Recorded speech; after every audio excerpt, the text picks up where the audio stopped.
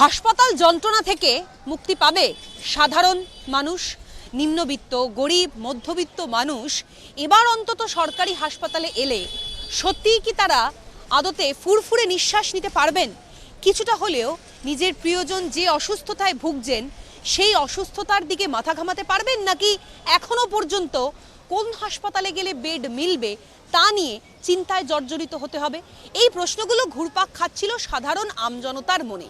কিন্তু এবার হয়তো যে দিন আসছে তাতে হয়তো এই যে বেকার যে সমস্যাগুলো পোহাতে হতো সাধারণ নিম্নবিত্ত গরিব মানুষকে, তা হয়তো থেকে কিছুটা হলেও নিষ্কৃতি পাবেন। রোগী হয়রানির ক্ষেত্রে জিরো টলারেন্স। হাসপাতালে বেড নেই বলা যাবে না, বন্ধ করতে হবে দালাল রাজ। অ্যাম্বুলেন্স বুকিং করতে হবে নির্দিষ্ট অ্যাপের মাধ্যমে, অ্যাপের বাইরে কোনো অ্যাম্বুলেন্স নয়, এমন একগুচ্ছ নির্দেশিকা জারি করেছেন মুখ্যমন্ত্রী শুভেন্দু অধিকারী।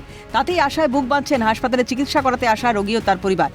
খুব ভালো, আগেও চিকিৎসা ভালো, এখনো চিকিৎসা ভালো। মুখ্যমন্ত্রী যেটা বলেছে এরপরে মনে হচ্ছে আগের থেকে পরিস্থিতি ভালো হবে, আরো সেটা ভালো হলে ভালো হবে।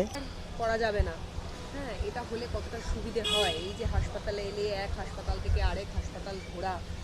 কালকে আমরা প্রথমে এসেছিলাম ভাঙড়ে, ওখানে সারাদিন তো উপর নিচেও করালো, এটা করো ওটা করো, কিছু হলো না। 3টের সময় তারপর পিজিতে ট্রান্সফার করলো। আনতে এখানে সঙ্গে সঙ্গে ট্রিটমেন্ট ভালো পেয়েছি, সঙ্গে সিটও পেয়েছি। এতদিন তো শোনা যেত যে না, হাসপাতাল খালি এই হাসপাতাল ও হাসপাতাল, এতদিন ভালো ছিল না, এখন ভালো হয়েছে। মনে হচ্ছে এই সরকার আসাতে আস্তে আস্তে কি এই জায়গাটা না, উন্নতি হবে, ভালো হবে যেটুকু মনে হচ্ছে। তো মারাত্মক রকম খারাপ চাই। হ্যাঁ, এটা কোনোদিনও সমস্যা ফেস করেছে? না ফেস করেছি। পাবলিক মানে 1 টাকা কম হবে না, ইউনিয়ন বেঁধে দিয়েছে ভাড়া। মমতা দিদি ইউনিয়ন বেঁধে দিয়েছে, এত পয়সা লাগবে তবে যাবে ইউনিয়ন। এক 10 জোর যার 100 টাকাও কম হবে না, এটা বলছে। তাই নিয়ে এলাম বর্ধমান থেকে, আবার এখানে নিয়ে এলাম, তো 100 টাকাও কম হবে না। যেটা ভিজিট বেঁধে দিয়েছে ইউনিয়ন থেকে সেটাই লাগবে, তাই বলছে। হ্যাঁ হ্যাঁ হ্যাঁ, গাজরামি বন্ধ হলে সুবিধা হয়, আমাদের জনসাধারণের সুবিধা হয়, গরিব মানুষের। হাল ফেলে মানুষের কাছে সরকারি হাসপাতাল মানেই আতঙ্ক, সরকারি হাসপাতাল মানেই ভিড়, অস্থিরতা, অনিশ্চয়তা, অসংখ্য রোগী, সীমিত সময়ে সীমিত মানুষ, এক একটা ওয়ার্ড যেন যুদ্ধক্ষেত্র।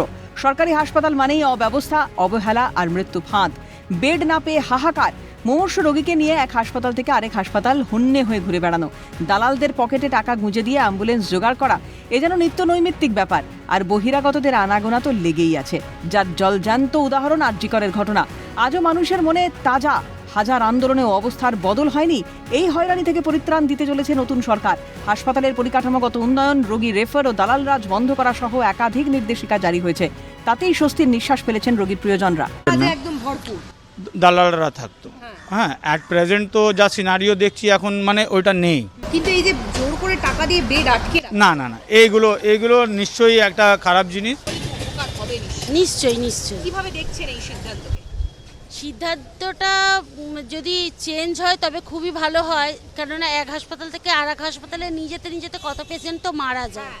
ঠিক আছে, সেই হাসপাতালে কেন চিকিৎসার ব্যবস্থা নেই?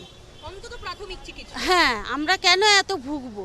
প্রথম কথা তো অ্যাম্বুলেন্স তো পাওয়াই যায় না, তারপরে যদিও বা আসে তো সেরকম হাঁকায়। মধ্যবিত্তি ঘরের মানুষরা তো পেরে উঠতে পারে না। হসপিটাল থেকে লিখে দিল তোমরা এই হাসপাতালে অন্য হাসপাতালে যাও, কিন্তু আমরা যখন আসি তখন আমাদের 2 মাস 3 মাস ঘুরতে হয়, পারি না আমরা চেষ্টা করলেও। খুব লাইন হয়, খুব দ্বিধাবোধ হয়, খুব কষ্টকরণীয়, এইটা খুব জ্বালা যন্ত্রণা। কি মনে হচ্ছে মুখ্যমন্ত্রী যেগুলো বলছেন সেগুলো যদি সত্যি হয় তাহলে না, সত্যি উপকৃত হবে। কেন মনে হচ্ছে? কেন, এর আগে সত্যিকারে চোর দালালের পাল্লায় পড়ে অনেক রুগী, অনেক বাড়ির পরিবাররা মানে অসুস্থ, নিঃশেষ হয়ে গেছে।